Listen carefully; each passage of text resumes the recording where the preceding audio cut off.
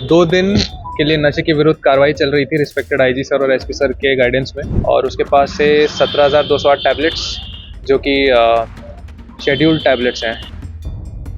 क्या बड़ा खुलासा हुआ इसकी पूछताछ के बाद? इसके पास जो डॉक्यूमेंट मिले हो या तमाम सबूत जो मिले हैं? ने एक फेक फर्म बनाई हुई थी वैभव फार्मास्यूटिकल के नाम से। बैकवर्ड और फॉरवर्ड लिंकेज दोनों जगह पर पुलिस काम कर रही है।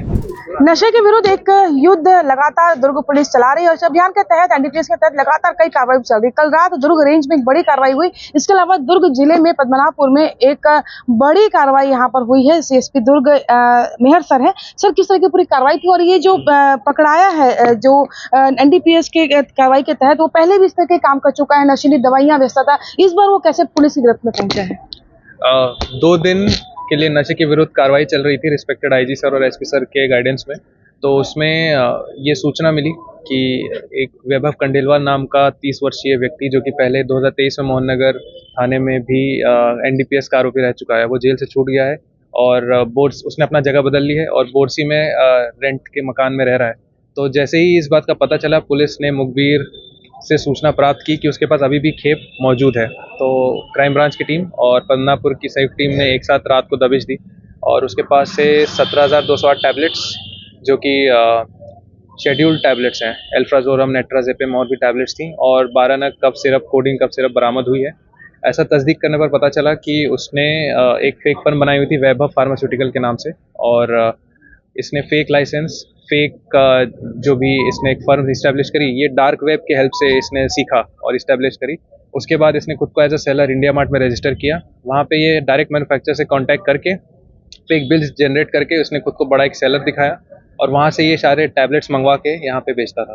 तो जिस तरीके से ये टैबलेट बेचता था, इसके पीछे के जो नेटवर्क और है जो उनसे टैबलेट खरीदते थे या तीसरे किसी को बेचते थे, तो उसके पीछे के और कितने लोगों पर अभी आपकी नजर है या क्या बड़ा खुलासा हुआ इसकी पूछताछ के बाद? इसके पास जो डॉक्यूमेंट मिले हो या तमाम सबूत जो मिले हैं?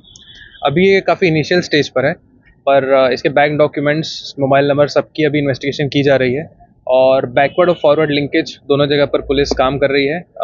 जो जहाँ से मंगवाता था और जहाँ पे बेचता था, दोनों को अभी पुलिस नैरो डाउन कर रही है। तो देखिए, बिल्कुल जिस तरीके से जो जीवन रक्षक दवाएं होती हैं, जो कई बार ऑपरेशन में या अन्य तमाम तरह की बड़ी बीमारियों में यूज होती है, जिसका मर्ज ठीक होता है, उससे उस दवाइयों को नशे के रूप में उपयोग करना कोई नई बात नहीं। लेकिन यहाँ पर आपको बता दूं कि ये जो आरोपी पकड़ा गया है 2023 में, पहले भी दोनों भाई बहन मिलकर के ये काम किया करते थे। उसकी बहन भी उससे क्राइम में शामिल थी, लेकिन अब की बार केवल जो आरोपी है वो अकेले पकड़ा गया है और इस पूरी कार्रवाई पर पुलिस की टीम अभी लगी हुई है कि आखिर इसमें कोई बड़े खुलासे भी होंगे, क्योंकि जो दवाइयाँ 17,000 से ज्यादा टैबलेट है। तो अगर कोई व्यक्ति खुद को फार्मास्यूटिकल कंपनी बना करके और एक दवा विक्रेता बन करके दवाइयां मंगाता है, और ऐसे ऑनलाइन कई ऐसे साइट है जहां पर दवाइयां ऑनलाइन भी घर आती हैं, तो ऐसे जगह पे जहां पे साइट में कहाँ दवाइयां मिलती हैं, क्या मिलती हैं, और वो ऐसी दवाइयां जो डॉक्टर के प्रिस्क्रिप्शन के बाद ही दी जानी चाहिए, ऐसी दवाई अगर ऑनलाइन मिलती है, तो ये भी बड़ा सवाल है कि अगर नशे को रोकना है तो इस तरह की जो ऑनलाइन सेलिंग है दवाओं की, उस पर भी